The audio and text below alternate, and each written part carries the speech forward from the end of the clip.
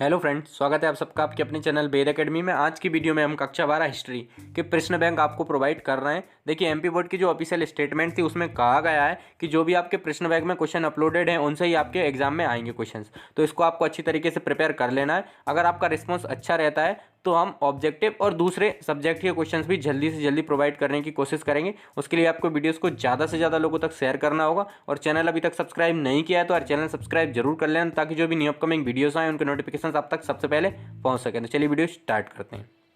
तो अध्याय 1 है हमारा ईंट, मनके तथा अस्थियां। इसके इंपॉर्टेंट क्वेश्चंस देख लेते हैं। पहला है, हड़प्पा सभ्यता की जल निकास प्रणाली की कोई 3 विशेषताएं लिखिए। आप चाहें तो प्रॉपर तरीके से स्क्रीनशॉट ले सकते हैं या वीडियो को पॉज करके नोट डाउन कर सकते हैं। हड़प्पा के समाधानों की मुख्य विशेषताएं क्या हैं?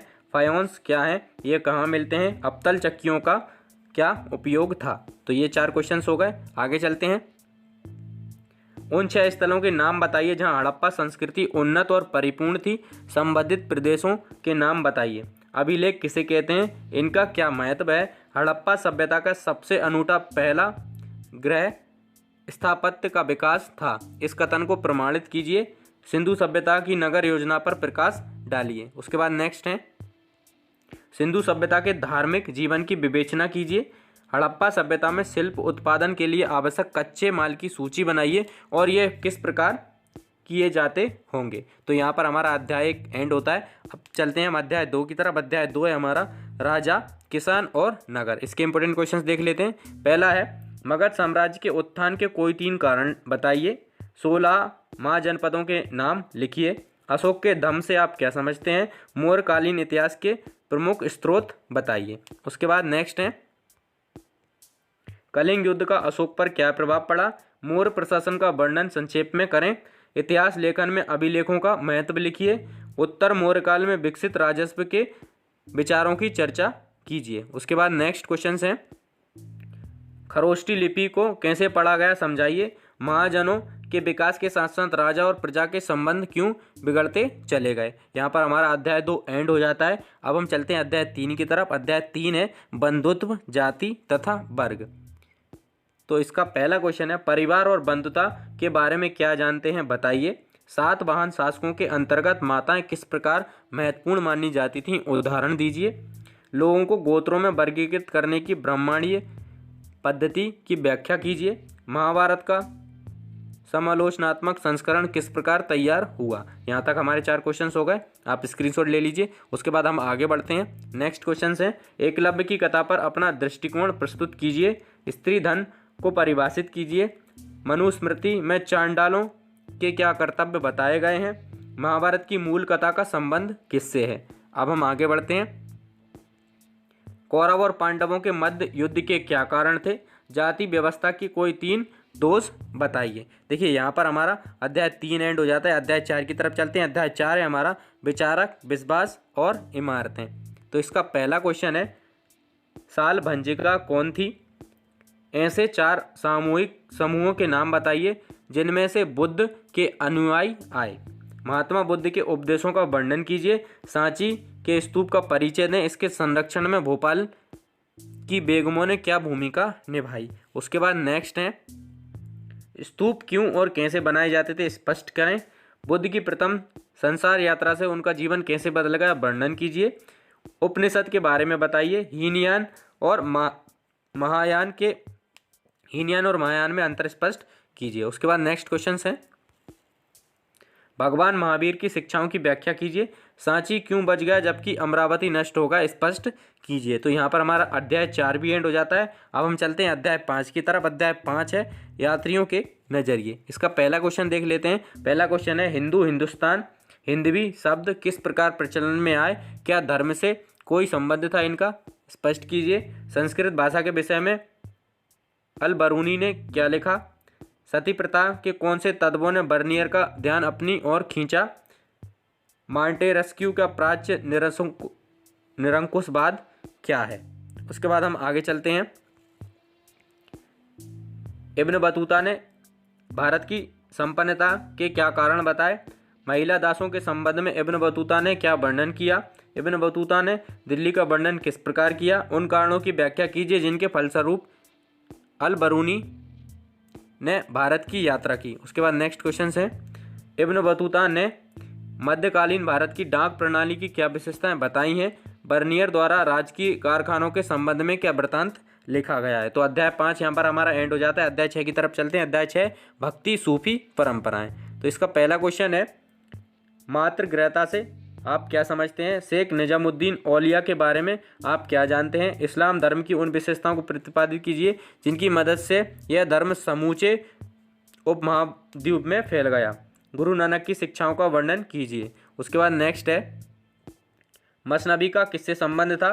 सूफी धर्म के सिद्धांत लिखिए। कबीर की वाणी की किन 3 परिपाटियों में संचलित किया गया है? अलबार, नयनार और बीर सेवों ने किस प्रकार जाति प्रथा की आलोचना प्रस्तुत की? उसके बाद नेक्स्ट क्वेश्चन है, तांत्रिक पद्धति और वैदिक परंपरा में संघर्ष के कारण क्या थे? आरंभिक भक्ति परंपरा की प्रमुख विशेषताएं लिखिए। तो यहाँ पर हमारा अध्याय 6 भी एंड हो जाता है। अब हम चलते हैं अध्याय 6 की तरफ 7 की तरफ। अध्याय 7 है हमारा, एक साम्राज्य की राजधानी विजयनगर। तो इसका पहला क्वेश्चन है, आयंगर व्यवस्था के विषय में आप क्या जानते हैं? महानवमी के डिब्बे के अवसर पर आयोजित किन्हीं 2 उत्सवों का वर्णन कीजिए।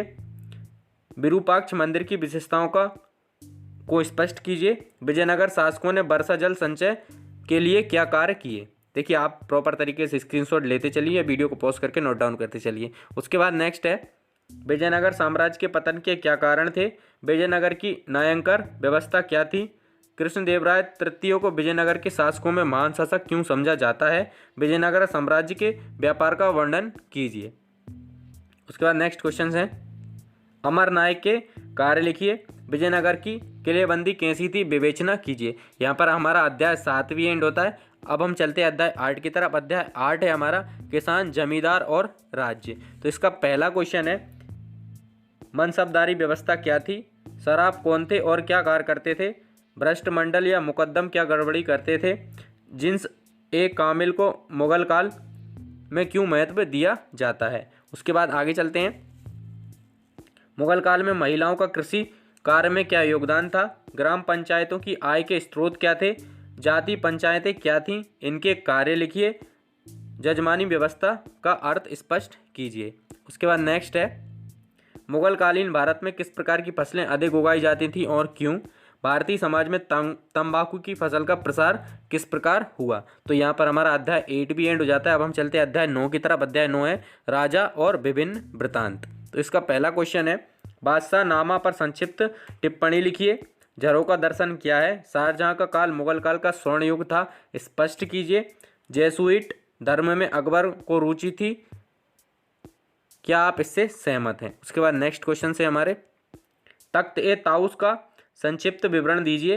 दीन ए इलाही से आप क्या समझते हैं? कोई 3 सिद्धांत भी लिखिए। न्याय की जंजीर किसने और क्यों लगवाई?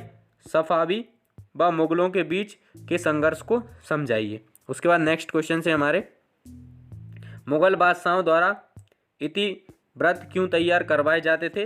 अकबर को महानतम मुगल शासक क्यों कहा जाता है? देखिए, यहाँ पर हमारा अध्याय 9 भी एंड हो जाता है। अब हम चलते हैं अध्याय 10 की तरफ। अध्याय 10 है हमारा, उपनिवेशवाद और देहात। तो इसका पहला क्वेश्चन है, पहाड़िया लोगों की आजीविका संथालों की आजीविका से किस प्रकार भिन्न थी? ऋणदाताओं के विरुद्ध दक्कन के रेयतों के क्रोध के कारणों की व्यवस्था कीजिए, व्याख्या कीजिए होगा यहाँ पर। झूम खेती के बारे में आप क्या जानते हैं? दक्कन दंगा कमीशन क्यों गठित किया गया? उसके बाद नेक्स्ट क्वेश्चन से हमारे, स्थायी बंदोबस्त से कंपनी को क्या लाभ हुआ? अभिलेख किसे कहते हैं? इसका क्या महत्व है? दामिने कोहे का अर्थ क्या है? भाड़ा पत्र क्या था? उसके बाद नेक्स्ट क्वेश्चन से हमारे, संथालों ने ब्रिटिश शासन के विरुद्ध विद्रोह क्यों किया? जमींदार लोग अपनी जमींदारियों पर किस प्रकार नियंत्रण बनाए रखते थे? देखिए, यहाँ पर हमारा अध्याय 10 भी एंड हो जाता है। अध्याय 11 की तरफ चलते हैं। अध्याय 11 है, विद्रोही और राज्य। तो इसका पहला क्वेश्चन है, रानी लक्ष्मीबाई की 1857 की क्रांति में भूमिका पर प्रकाश डालिए। बेगम हजरत जीनत महल पर संक्षिप्त टिप्पणी लिखिए। सहायक संधि व्यवस्था क्या थी? 1857 ईस्वी की क्रांति के राजनीतिक कारण लिखिए। आगे क्वेश्चन से हमारे, ये गिलास फल एक दिन हमारे ही मुंह में आकर गिरेगा, ये किसने एवं किससे कहा? मौलवी अहमदुल्ला शाह के योगदान के बारे में बताइए। 1857 ईस्वी के स्वतंत्र संग्राम में नाना साहब के योगदान की समीक्षा कीजिए। 1857 का विद्रोह भारत का प्रथम स्वतंत्रता संग्राम था, सिद्ध कीजिए। उसके बाद नेक्स्ट क्वेश्चन है हमारे 1857 की क्रांति के सैनिक कारण क्या थे। सागर में 1857 की क्रांति के घटनाक्रम पर प्रकाश डालिए। देखिए यहाँ पर हमारा अध्याय 11 भी एंड हो जाता है। अब हम चलते हैं अध्याय 12 की तरफ। अध्याय 12 है औपनिवेशिक शहर। तो इसका पहला क्वेश्चन है इंडो सार सैनिक स्थापत्य शैली की कोई 3 विशेषताएं लिखिए। गरीब मजदूरों के लिए शहरी जीवन एक संघर्ष था, क्यों।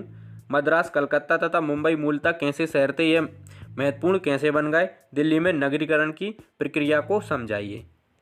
उसके बाद नेक्स्ट क्वेश्चन से हमारे भारत में यूरोपीय उपनिवेशों की स्थापना के क्या कारण थे। औपनिवेशिक शहरों में रिकॉर्ड्स संभाल कर क्यों रखे जाते थे। नए शहरों में सामाजिक संबंध किस हद तक बदल गए, स्पष्ट कीजिए। ग्वालियर मठ क्या है, इसका क्या महत्व है। उसके बाद नेक्स्ट क्वेश्चन से हमारे कलकत्ता की लॉटरी कमेटी 1817 क्या थी। मुंबई भारत का सरताज शहर कैसे बना। देखिए यहाँ पर हमारा अध्याय 12 भी एंड हो जाता है। अब हम चलते हैं अध्याय 13 की तरफ। अध्याय 13 है महात्मा गांधी और राष्ट्रीय आंदोलन। तो इसका पहला क्वेश्चन है दांडी यात्रा का क्या उद्देश्य था। गोलमेज सम्मेलन क्यों बुलाया गया, ये क्यों विफल हो गए। रोलेट एक्ट पर संक्षिप्त जानकारी दीजिए। साइमन कमीशन भारत क्यों आया। उसके बाद नेक्स्ट क्वेश्चन है खिलाफत आंदोलन क्या था। बाल लाल पाल कौन थे। इनकी भारतीय स्वतंत्रता संग्राम में क्या भूमिका थी। बारदौली आंदोलन का क्या महत्व है। चरखे को राष्ट्रीय प्रतीक के रूप में क्यों चुना गया। उसके बाद नेक्स्ट क्वेश्चन है किसान महात्मा गांधी को किस तरह देखते थे। प्रत्यक्ष कार्रवाई दिवस क्या है। देखिए यहाँ पर हमारा अध्याय 13 भी खत्म हो जाता है। अब हम चलते हैं अध्याय 14 की तरफ। अध्याय 14 है हमारा विभाजन को समझाइए। तो इसका पहला क्वेश्चन है विभाजन के विरुद्ध महात्मा गांधी की दलील क्या थी। विभाजन के समय औरतों के साथ क्या किया गया। लखनऊ समझौते का क्या महत्व है। द्वि राष्ट्र सिद्धांत का क्या अर्थ है। यह किस प्रकार से भारतीय इतिहास की एक मिथ्या धारणा थी। उसके बाद नेक्स्ट क्वेश्चन है हिंदू महासभा के बारे में आप क्या जानते हैं। 13 मार्च को सिख शहादत कार्यक्रम क्यों करते हैं। सांप्रदायिकता से आप क्या समझते हैं या क्या अभिप्राय है, लिखिए। कांग्रेस को विभाजन के प्रस्ताव पर मंजूरी क्यों देनी पड़ी। उसके बाद नेक्स्ट क्वेश्चन है हमारे रूढ़ छवियों की ताकत से क्या तात्पर्य, स्पष्ट कीजिए। औरतों की बरामदगी के विषय में भारत तथा पाकिस्तान की सरकारों ने क्या लिखा। यहाँ पर हमारा अध्याय 14 एंड हो जाता है। अब हम चलते हैं अध्याय 15 की तरफ। अध्याय 15 है हमारा संविधान का निर्माण। तो इसका पहला क्वेश्चन है उद्देश्य प्रस्ताव में किन आदर्शों पर जोर दिया गया था। किसी देश के लिए संविधान का क्या महत्व है। भारत को धर्मनिरपेक्ष राज्य बनाने भारतीय संविधान में क्या व्यवस्था है। प्रांतों के लिए ज़्यादा शक्तियों के पक्ष में क्या तर्क दिए गए हैं। उसके बाद नेक्स्ट क्वेश्चन है देशी रियासतों का एकीकरण किसने किया तथा एकीकरण की प्रक्रिया कैसे हुई। राजनीतिक और आर्थिक न्याय से आप क्या समझते हैं। सरदार पटेल ने पृथक निर्वाचिका को विश क्यों कहा। राष्ट्रभाषा की क्या विशेषताएं होनी चाहिए। उसके बाद नेक्स्ट क्वेश्चन है पृथक निर्वाचिका के पक्ष में बी पोकर बहादुर ने क्या कहा। आदिवासियों के विषय में संविधान सभा में उठाई गई समस्याओं की व्याख्या कीजिए व उनके लिए क्या चाहते थे। आई होप आपको वीडियो पसंद आई होगी। अगर आपको वीडियो पसंद आई है तो वीडियो को लाइक शेयर एंड चैनल को सब्सक्राइब जरूर करें। एंड तक हमारे साथ बने रहने के लिए धन्यवाद।